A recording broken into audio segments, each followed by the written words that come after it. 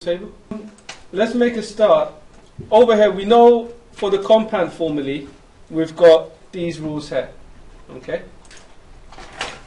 And what we're basically saying is that if we have a combination of sine and cosine, okay, like so. Here we are. Let me just move this down. Okay.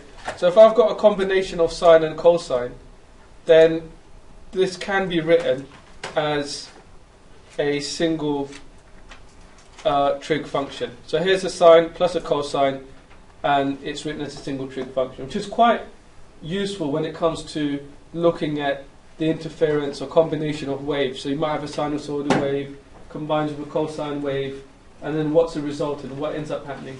And you get some sort of trig function in the form of a sine or a cosine. But you don't need to memorize all this, especially with the tricky plus signs, okay, and the minus signs. So this isn't given to you in the formula booklet. What's given to you in the formula booklet are the compound formulae above. So you don't really need to memorize this, and it's probably a bit tricky doing it in the first place, because if you get the minus sign wrong, then you'll end up in a bit of trouble. It's probably easier just to be able to derive this from the compound formulae. So that's what we're going to do now and see how the two relate together. Okay. Let's illustrate this by looking at an example and then extending that example to cover various cases. Okay, so I'm going to start by inserting. Let's look at. Let's have a look. Let's look at example 1. Okay. So let's look at this. Find the positive value of r and the acute angle alpha for which 3 sine x plus 4 cos x equals r sine x plus alpha. Okay. Now the way we're going to do this, I'll do it and then I'll extend it and give you a similar problem to do. Okay. So let's start by writing down what they've given us. They've given us 3 sine x plus 4 cos of x. What's happening with the pen? Equals, that's better, r sine x plus alpha. So that's what they've given us. Now, if we go back to our list of compound formulae, so let me just bring that down over here. If I go back to the compound formulae here, I can see that r theta plus phi is really sine cos plus cos sine with the same sign in between. So therefore I can write this as r bracket sine x sine alpha plus cos x sine alpha. If I just highlight the one up, so I'm using this first line here, and all I've done is expanded this into this. Yes?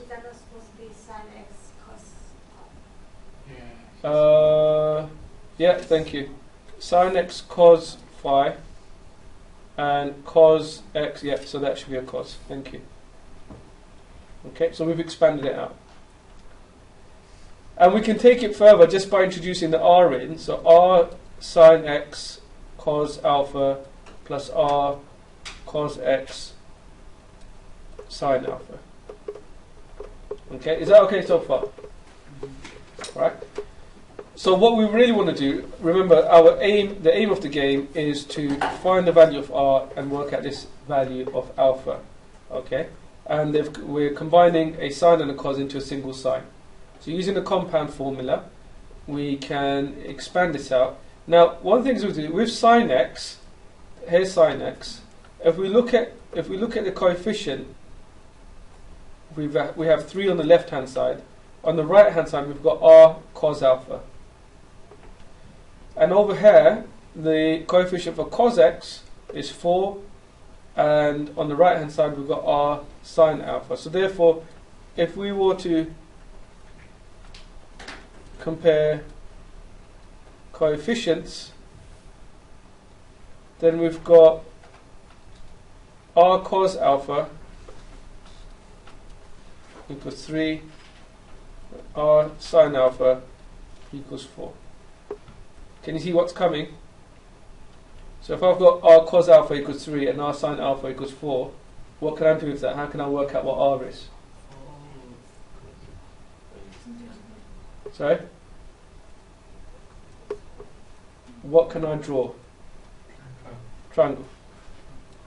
Draw a right angle triangle, and we know cos of alpha equals 3 over 4, so 3 over r. So if this is alpha, tan, cos, there's 3, there's r. Sin alpha equals 4 over r, and so therefore you've got 4, and r equals 3 squared plus 4 squared square root, and that just gives us 5. So we've got 5, and alpha therefore equals the inverse tan. Write this down for the examiner, or 4 over 3. What do you get for alpha when you do that?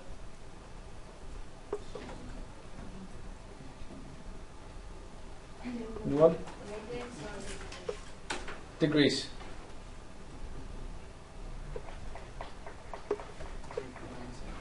Sorry? What do you get for alpha? 53.1 degrees. Okay?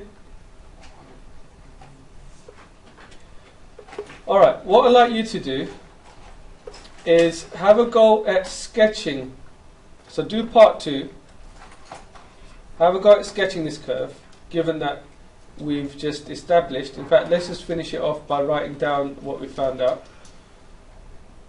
Therefore, let's write down 3 sine x plus 4 cos of x equals 5 sine x plus 53.1. So let's do that.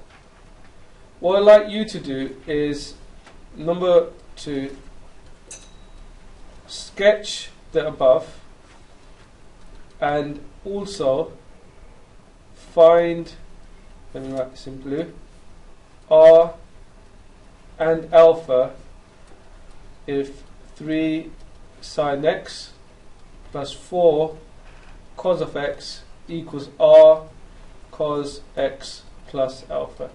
So this time, instead of writing it as a sine, we can write it as a cos. Okay, so writing it sine, let's write it as a cos. I'd like you to tell me what you get for alpha. Okay, I'll give you a couple of minutes and then we'll analyze it. Off you go. Okay, so here's a graph of 3 sine x plus 4 cos x, and let's just, excuse me, right, let's just look at what that looks like on GeoGebra. So here I've got 3 sine x plus 4 cos x. Can anyone just look up for a second? And we started off by looking at where we've got our sine x plus alpha, and here we've got 53 and 5. So if I was to turn this on, so here's my sine curve, there's 5. If we move that down to 53, you can see it overlaps. Right? Happy? Yeah, you can see that at 53 degrees, r equals 5, and it actually overlaps the black curve. Okay, the black curve is obviously just a combination of 3 sine x plus 4 cos x. Now, if I was to do cos on the same thing with the same values of r and alpha, it doesn't overlap because it's a cos curve. Okay, so it's been shifted. But if we move this down to minus 36.9, is that correct? Yeah, about there. 37, yeah. Okay, again it overlaps. Okay, and so that illustrates how the sine curve or the cosine can really be written. So this can be written either way, sine or the cosine.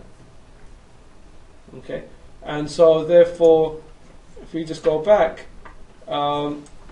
if we were to write this out, we should get, for this one, we should get r equals 5 and alpha equals minus 36.9. Okay. Does anybody want me to go over that? Hands up if you got that. Minus 36.9. I get it now, doesn't it? Okay, alright. Just to be clear, when you go back to the identities, in terms of, we then played around with sign. Okay, now the actual question already has a plus in between them. Is that correct? Let's have a look. The actual question is sin x cos x. Sin and cos, and then we want it in terms of cos, isn't it? Yeah, so we're looking at these two here, and it's already got a plus sign. So it might be easier to, if you want to put it in terms of a single identity, to use this one here, because then you don't need to mess around with the minus sign. However, if you want to use this one, it's not the end of the world. Your alpha will just turn out to be negative. Okay, but it might be worth trying both of them out just to make sure that you do get the same value of alpha. Okay, so it's slightly a little complication, but you do end up the same values. Does anybody want me to go over that now? Just tell me and I'll do it if you want. Okay, alright, so that's fine then. So just to go back, for anyone watching the video, I guess. So when you solve this, you get I equals 5, alpha equals minus 36.9.